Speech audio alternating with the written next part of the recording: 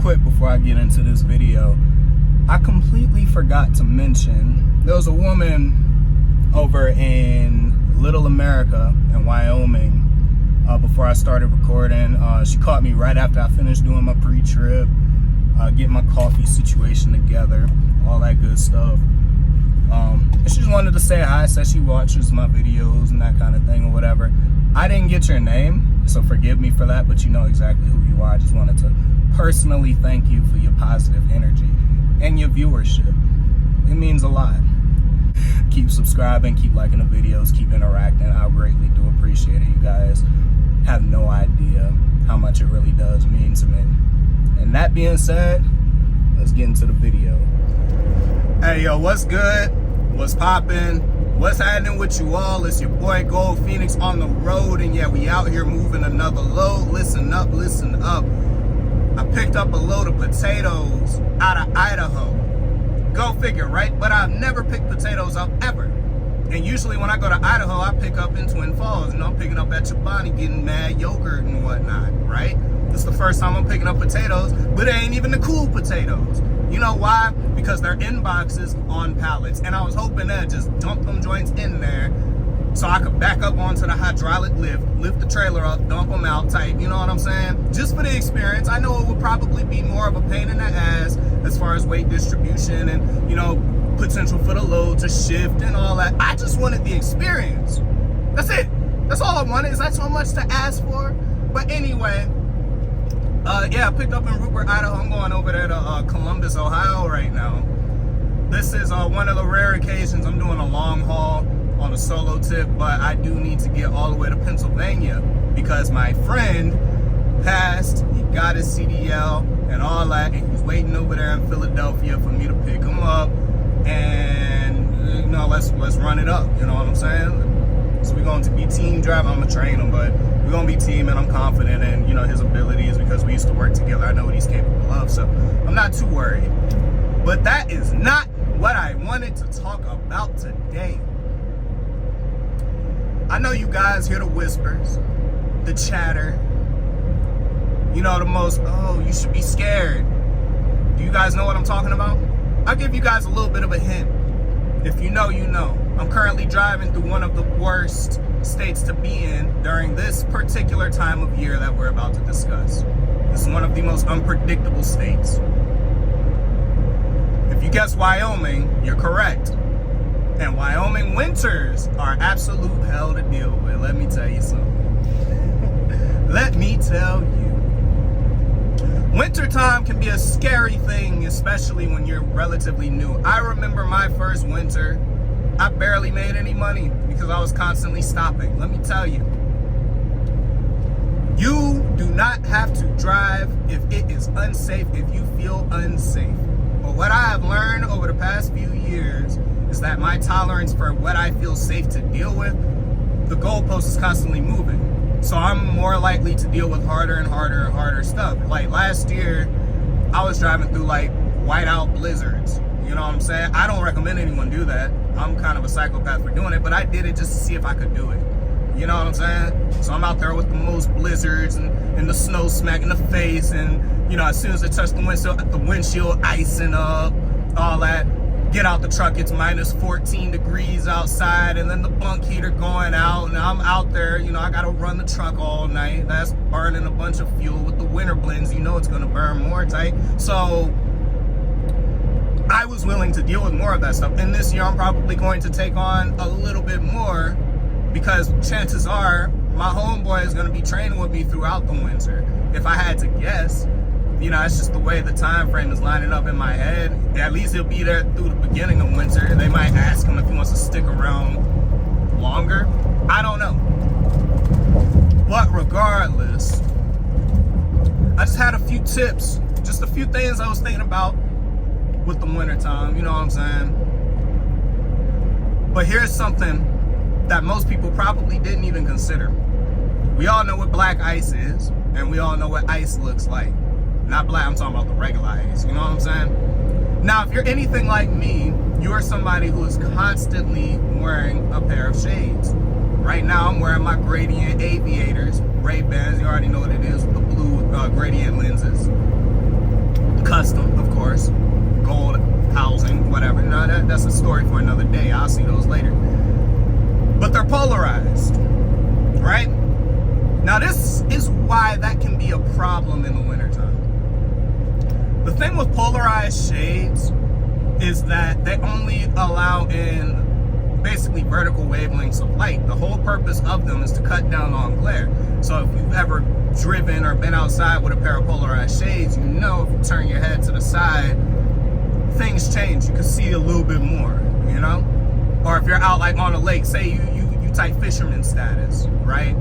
You put on a pair of polarized shades, you can see clearer into the water. You can see the fish better. You know what I'm saying? It gives you that little bit of a competitive advantage in certain sports like golf, you know, but that's, you know, neither here nor there. The problem with polarized shades is that they can kind of hide ice from you because they're cutting down on the glare. So if you are going to be out here running, you know, big ball status, like I'm about to be doing this winter, you might want to consider getting you a pair of shades that is not polarized, just because it will give you an advantage as far as seeing patches of ice on the road, seeing the sun, or seeing any type of light beaming off of it. You know what I'm saying? Polarized, you probably just won't see that. You might run over it, get into a bad situation you don't want to be in. Think about it.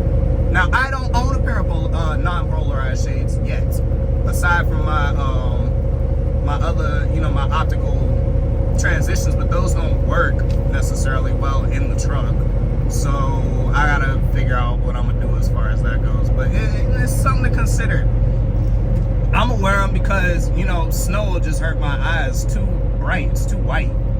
It sounds bad when I say it out loud, but y'all know what I mean. Like, I have light sensitive eyes, so I constantly shield them from light. But that's just one thing. Number two, do not let these dispatchers, these agents, anybody's companies to any degree bully you. If you do not feel safe to move your truck, do not do it. Will you lose money? Absolutely. Yes, you will. You will. But your life is priceless. You can afford to lose a couple of dollars here and there to avoid death, if that makes sense. Or a hospital. You know, hospital bills ain't cheap neither. Food for thought. These companies, a lot of the time, they will want you to run through, you know, blizzards and whiteout and iced out roads, and up there in the most badlands in Montana and North Dakota, no, South Dakota, good God. And this is the famous line they'll like to hit you with. Well, I just had another driver. I don't care about that other driver. I'm me. This is truck number A, B, C, D, E, F, G right here. Okay, I'm not Z, D, E, F, whoever that dude is. Good for him, but I'm not doing it. I don't care. And if any of your dispatchers, any of your agents, any company, I don't care who it is, if any of them ever hit you with that line, you better set them straight. Good for them. I'm not doing it though. I don't feel safe. That, man, listen, that safety word is a bitch. They don't like when you say that. I don't feel safe. Conditions are unsafe. And send it in a message. Don't call them. If they call you, don't answer the phone. Keep it all on record. If you're sending the messages through the Qualcomm, or if y'all got an app on the phone where you can do it there, send them on there. That way there's a paper trail. That paper trail is legal documentation. They can't combat that. That's the only real way to hold them accountable. If you talk to them on the phone about your safety or anything along those lines, it becomes a he said, she said situation. And I promise you, you don't want them problems. I have fought my company multiple times on some stuff that was never my fault. Service failures and all that stuff that I had to get expunged from my record because they were unrightful for me. I did nothing wrong. How was I able to do it? I checked the records from that night. Check the messages from that night. I told you before I picked that load up, it was gonna be late. I told you before that I couldn't do this on time because of ABC. I warned you. What did you say? Give me an ETA once you got it. I did that. I showed up when I told you I would be there, and then what? You just give me a service failure because it's late? No, don't take that off. Don't take that off before I go to operations, which I have before, and I curse them the hell out because I'm not playing that game. I take pride in the fact that I ain't never been late due to nothing my fault. I'm going to keep that going as long as I possibly can. Winter, spring, summer, or fall. It makes no difference to me. I'm going to get the job done. I do it well. But I do it safely, first and foremost. You can't do this job if you can't be safe. You can't do this job if you don't have a healthy dose of fear. I understand that a lot of newer people, I'm still a rookie. I've only been doing this a couple years, but people who are newer than me have more fear in their hearts than I do, especially as far as the winter time goes. I'm gonna tell you two things, two pieces of advice that will get you through winter if any and everything else fails to. Number one, the majority of the problems that you will have out here can be solved if you just slow down.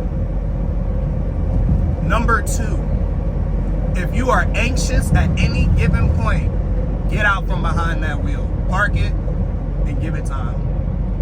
I don't care if throughout the winter time you strictly run days because you can see more. Do what you got to do to stay safe. Do what you got to do to be able to provide for yourself and your family and make it home to them safely, because at the end of the day, all of us have somebody in our lives who is waiting to see us. Let's not disappoint them. But that's all I had to say about that. I'm about to continue down this I-80. You know what I'm saying? Hopefully I'll be able to, what am I saying hopefully for? I need to make it into Nebraska sometime today. So I want to run to Walmart, grab a couple of things. And then, continue to push, trying to decide on which route I want to take. If I want to continue with the most 80s, go through Kansas City, down, 29 and whatnot, cross 70 all the way to Columbus that way. Or if I want to take like US 36 through Missouri, going through like Hannibal and whatnot. I'll figure it out by tomorrow. But anyway, so I always tell you guys, be happy, stay blessed, do not be afraid to make drastic changes in your life. It might end up being the best decision you've ever made. I am the one and only Gold Phoenix, and I'm out.